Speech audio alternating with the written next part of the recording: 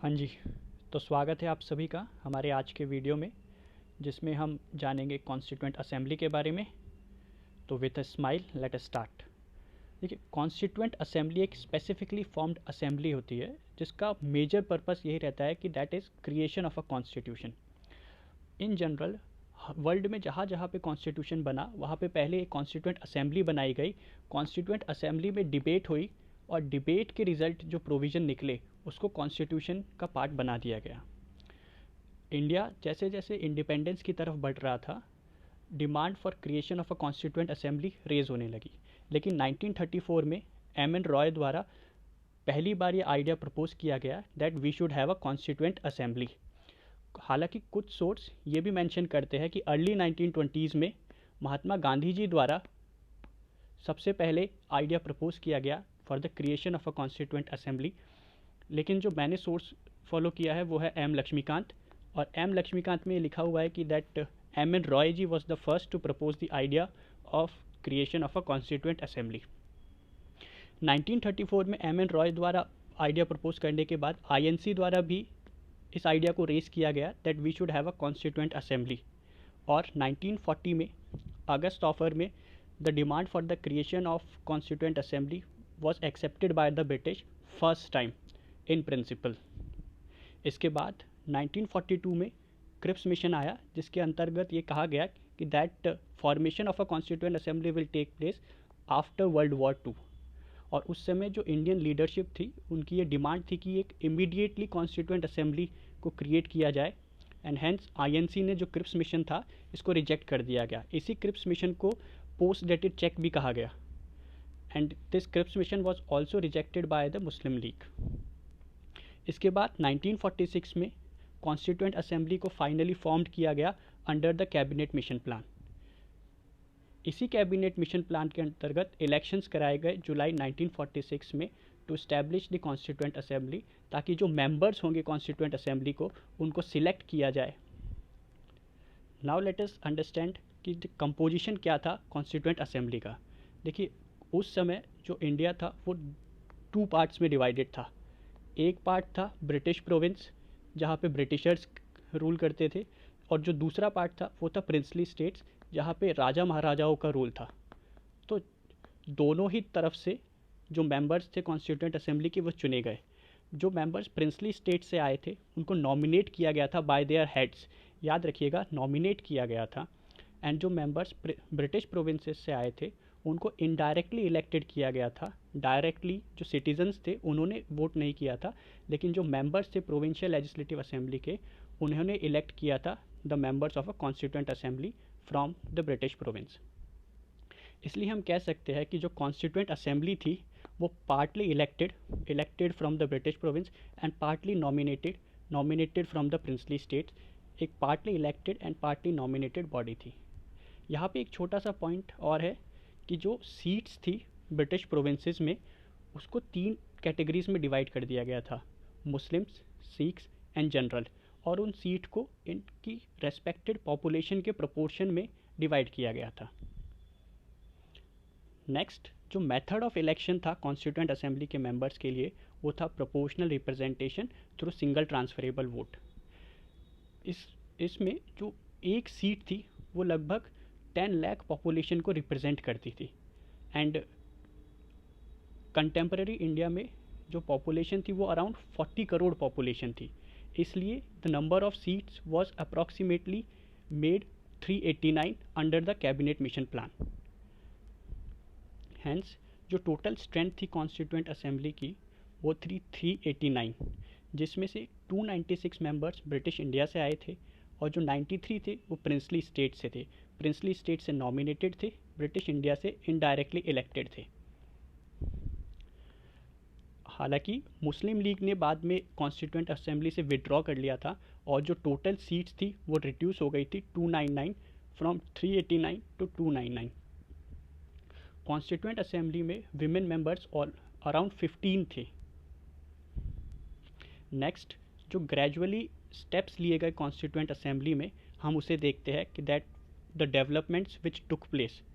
जो पहली मीटिंग थी कॉन्स्टिट्यूएंट असेंबली की वो हुई थी 9 दिसंबर 1946 में, इस मीटिंग को मुस्लिम लीग द्वारा बॉयकॉट कर दिया गया था और इसीलिए ही जो नंबर थे वो ग्रेजुअली कम होते गए, क्योंकि मुस्लिम लीग ने भी बॉयकॉट किया और कभी कभी प्रिंसली स्टेट्स के जो नॉमिनेटेड मेंबर्स थे वो भी एब्सेंट रहते थे कॉन्स्टिट्यूएंट असेंबली के डिबेट से।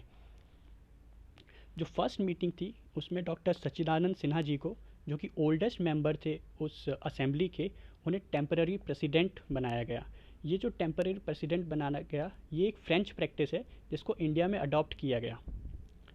सेकंड, 11 दिसंबर 1946 को श्री राजेंद्र प्रसाद जी को परमानेंट प्रेसिडेंट के तौर पे इलेक्ट किया गया एंड एच.सी. मुखर्जी को वाइस प्रेसिडेंट बनाया गया कॉन्स्टिट्यूएंट असेंबली का।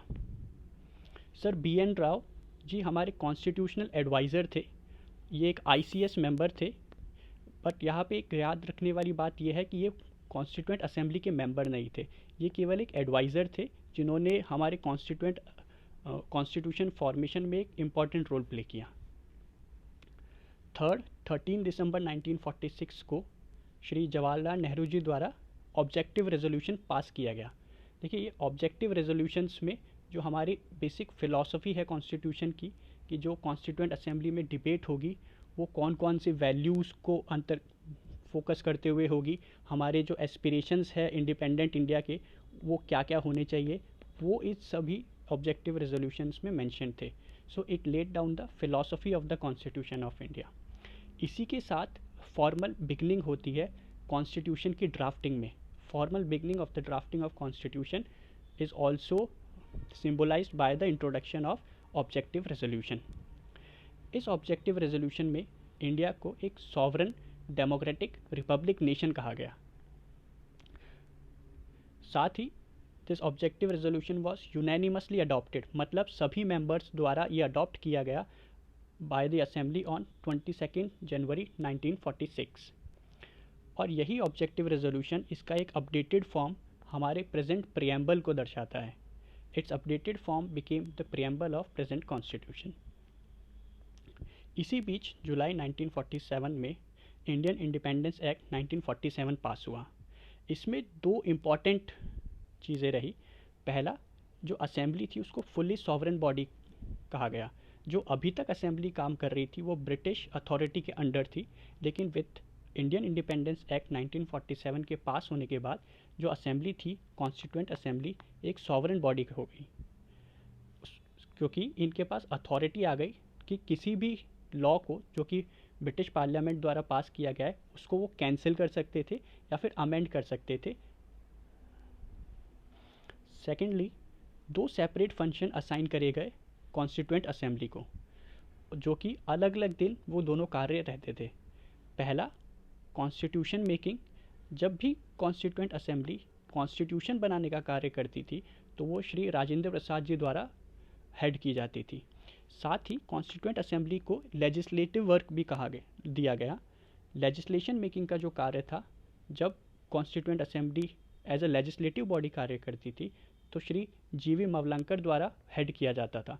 तो यहाँ पे गौर करने वाली बात यह है कि असेंबली ही हमारा फर्स्ट पार्लियामेंट थी फ्री इंडिया का।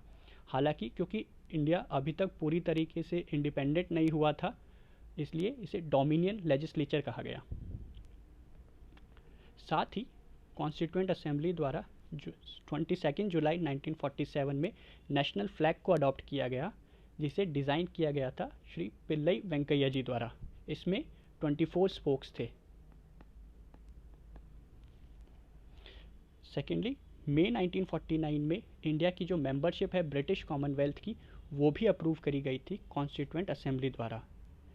26 नवंबर 1949 में हमारा जो कॉन्स्टिट्यूशन था वो पास एज वेल एज अडॉप्ट किया गया, द कॉन्स्टिट्यूशन ऑफ इंडिया, 26 नवंबर 1949।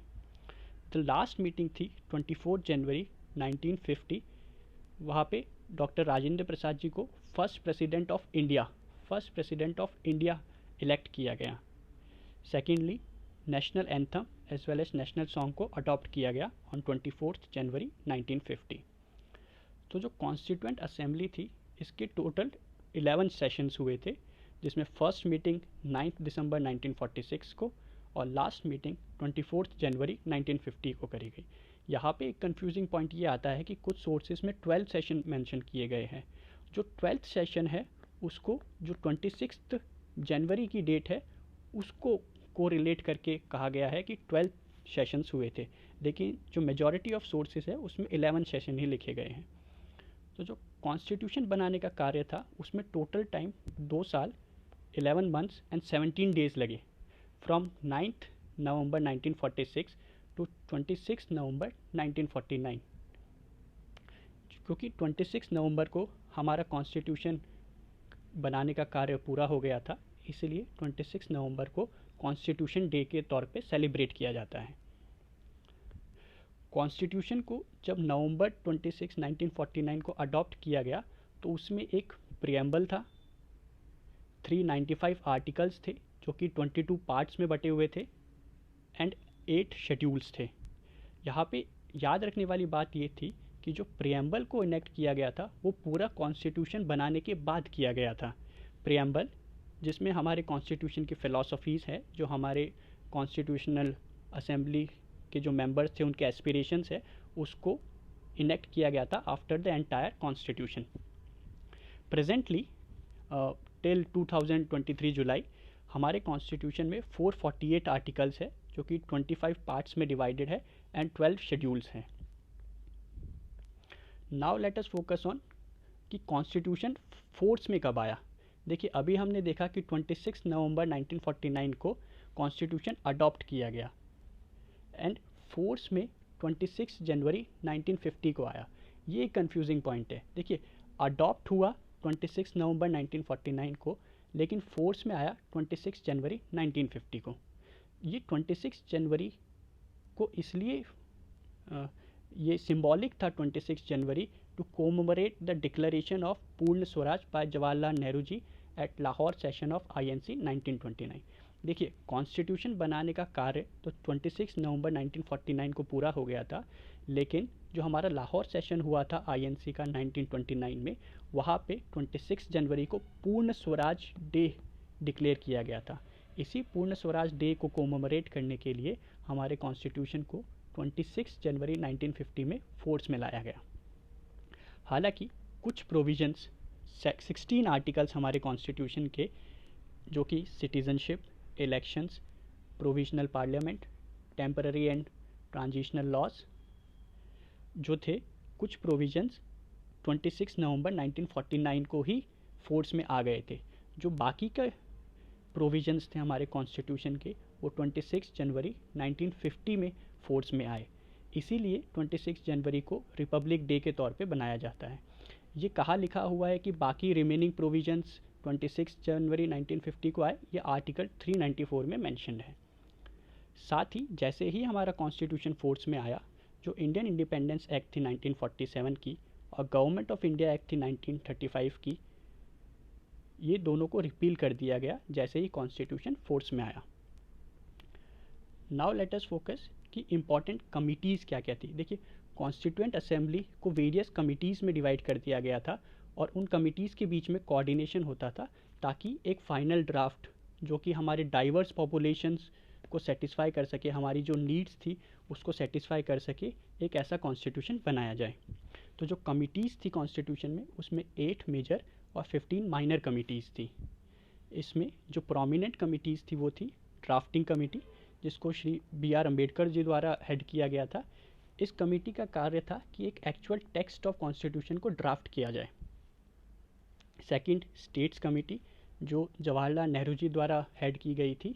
इसका कार्य था कि जो प्रिंसली स्टेट्स थे उनके साथ नेगोशिएट किया जाए उनके इंटीग्रेशन के लिए, क्योंकि उस समय इंडियंस में कुछ प्रिंसली स्टेट्स थे जहाँ पे राजा महाराजाओं का रूल था, और उन राजा महाराजाओं को नेगोशिएट करके इंडिया का पार्ट बनाना, ये इस कमेटी का कार्य था, states committee.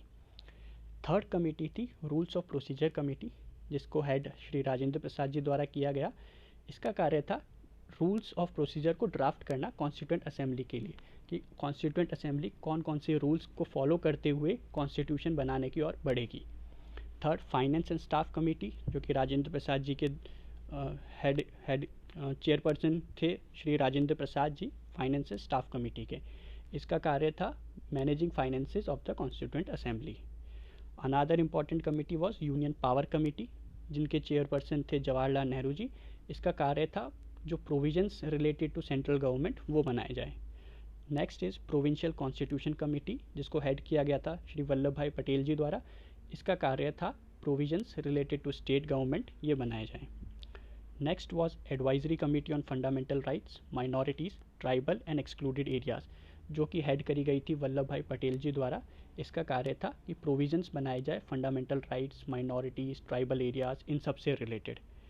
Another important committee was steering committee, जो कि राजेंद्र प्रसाद जी द्वारा हेड करी गई थी। इस स्टीयरिंग कमेटी का कार्य था कि कोऑर्डिनेशन हो सभी वेरियस कमिटीज़ के द्वारा। जो वेरियस कमिटीज़ बनाई गई, इनके बीच में कोऑर्डिनेशन के लिए स्टीयरिंग कमेटी बनाई गई। नेक्स्ट है यूनियन कॉन्स्टिट्यूशन कमेटी, जो कि अगेन श्री जवाहरलाल नेहरू जी द्वारा हेड करी गई। इसका कार्य था drafting provisions related to federalism, जो सेंटर और स्टेट के बीच में रिलेशंस होंगे वो किस प्रकार के रहेंगे, वो यूनियन कॉन्स्टिट्यूशन कमेटी द्वारा ड्राफ्ट किए गए। जितनी भी कमिटीज़ के आगे ये टिक मार्क है वो मेजर कमिटीज़ थी, जैसे drafting committee, states committee, rules of procedure committee, union powers committee, provincial constitution committee, advisory committee on fundamental rights, minorities, tribals, excluded areas, steering committee, union constitution committee. इन सभी committees में एक committee जो बहुत ज़्यादा important थी वो थी drafting committee of Indian constitution. In drafting committee को स्टैब्लिश किया गया था 29 अगस्त 1947 को। इनके चेयरपर्सन थे डॉक्टर श्री B.R. अम्बेडकर जी, जिन्हें फादर ऑफ इंडियन कॉन्स्टिट्यूशन भी कहा जाता है। और राजेंद्र प्रसाद जी द्वारा इन्हें स्किल्ड पायलट के कहा गया। जैसे कि एक पायलट विमान को अपने डेस्टिनेशन की तरफ लेके जाता है, वैसे ही B.R. अम्बेडकर जी द्वारा हमारी कॉन्स्टिट्यूशन असेंबली को एक स्किल्ड पायलट करते हुए कॉन्स्टिट्यूशन के कंप्लीशन की तरफ लेके गए। इन ड्राफ्टिंग कमेटी का टास्क था कि एक ड्राफ्ट बनाया जाए न्यू कॉन्स्टिट्यूशन का, जिसमें जो वेरियस कमिटीज़ द्वारा सजेशंस दिए गए उनको इनकॉर्पोरेट किया जाए। टोटल 7 मेंबर्स थे ड्राफ्टिंग कमिटीज़ में, जिसमें चेयरपर्सन थे श्री B.R. अम्बेडकर जी।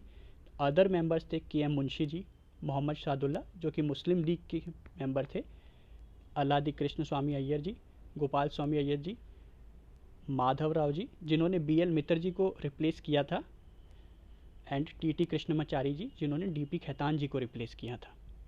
तो ये थी ड्राफ्टिंग कमेटी, जो कि मोस्ट इम्पॉर्टेंट कमेटी थी हमारे इंडियन कॉन्स्टिट्यूशन की। नाउ कॉन्स्टिट्यूएंट असेंबली के कुछ क्रिटिसिज्म्स भी थे, जैसे कि इस कमेटी को रिप्रेजेंटेटिव नहीं माना जाता। क्यों? क्योंकि जो मेंबर्स थे कॉन्स्टिट्यूएंट असेंबली के वो डायरेक्टली इलेक्ट नहीं हुए थे कंटेम्प्रेरी सिटीजन्स द्वारा। So as it was not directly elected, इसे रिप्रेजेंटेटिव नहीं कहा जाता। और हमने देखा कि जो प्रिंसली स्टेट्स थे वहाँ पे तो नॉमिनेट होके आए थे। सेकेंडली, कॉन्स्टिट्यूएंट असेंबली को कहा जाता है कि ये सॉवरन बॉडी नहीं थी, ये ब्रिटिशर्स के प्रपोजल्स द्वारा क्रिएट करी गई थी। जैसे हमने देखा कि constituent assembly cabinet mission plan के अंतर्गत बनाई गई थी। So it was created by British proposals, and कई बार सेशंस करने के लिए ब्रिटिश गवर्नमेंट की परमिशन भी लेनी पड़ती थी। इसलिए कहा गया कि constituent assembly was not a fully sovereign body. हालांकि हमने देखा कि जो इंडियन इंडिपेंडेंस एक्ट थी 1947 की, उसके बाद इसको कम्प्लीटली सॉवरन बॉडी बना दिया गया। थर्ड, एक और इम्पॉर्टेंट क्रिटिसिज्म ये रहता है कि कहा जाता है constituent assembly was dominated by the Congress, क्योंकि out of total members 208 members were belonging to the Congress party. Secondly, Granville Austin ji, जिन्हें हमारे कॉन्स्टिट्यूशन पे एक बहुत इम्पॉर्टेंट अथॉरिटी कहा जाता है, कि जिनके जो विचार है उनको बहुत गहन एनालिसिस के तौर पे उन्होंने अपने विचार प्रस्तुत किए थे। तो उनका कहना था कि the assembly was Congress and the Congress was India. जो उस समय की कांग्रेस पार्टी थी वो हमारे डाइवर्स सेक्शन को रिप्रेजेंट करती थी, इंडस्ट्रियलिस्ट को, वर्कर्स को, सोशलिस्ट को, कैपिटलिस्ट को। इसलिए कहा गया कि कांग्रेस द्वारा कॉन्स्टिट्यूएंट असेंबली डोमिनेट करी गई। अनदर इम्पॉर्टेंट क्रिटिसिज्म वॉज कि एक डोमिनेटेड बाय हिंदूज़। हालांकि यहाँ पे हमें गौर करने वाली बात यह है कि आउट ऑफ टोटल पॉपुलेशन जो हिंदूज़ की पॉपुलेशन थी वो मेजॉरिटी में थी, इसीलिए जो कॉन्स्टिट्यूएंट असेंबली के जो मेंबर्स थे वो भी ऑब्वियसली हिंदूज़ द्वारा ही डोमिनेट हुए। तो हमने ये देखा कि कॉन्स्टिट्यूएंट असेंबली के कुछ क्रिटिसिज्म्स थे, इम्पॉर्टेंट फंक्शंस हमने देखे, और जो कॉन्स्टिट्यूएंट असेंबली में जो मेंबर्स थे उन्होंने सभी प्रोविजंस को काफ़ी डिबेट एंड डिस्कशन करके उन कॉन्स्टिट्यूशन को उन प्रोविजंस को अपनाया था। साथ ही में जो वेरियस अदर कंट्रीज़ के कॉन्स्टिट्यूशंस थे उनसे भी जो हमने अच्छे पॉइंट्स थे, गुड पॉइंट्स और जो फेवरेबल पॉइंट्स थे हमारी कंट्री के लिए, वो हमने अडॉप्ट किया। इसलिए इंडियन कॉन्स्टिट्यूशन को एक बैग भी कहा जाता है जिसमें वेरियस अदर कॉन्स्टिट्यूशन से प्रोविजंस बोरो किए गए। तो हमने देखा कि कॉन्स्टिट्यूएंट असेंबली ने क्या कार्य किया, और ये जो विजनरी अप्रोच थी कॉन्स्टिट्यूशन मेकर्स की, उसी के कारण जो आज हमारी इतनी डाइवर्स कंट्री है, और डाइवर्स होने के साथ साथ जो पीसफुलनेस है वो इसीलिए इंश्योर हो पाई क्योंकि हमारे जो कॉन्स्टिट्यूशन मेकर थे उनका ये विज़न बहुत क्लियर था कि हमें एक पीसफुल और एक ऐसी कॉन्स्टिट्यूशन का निर्माण करना है जिनमें सभी का वेलफेयर हो सके। तो ये था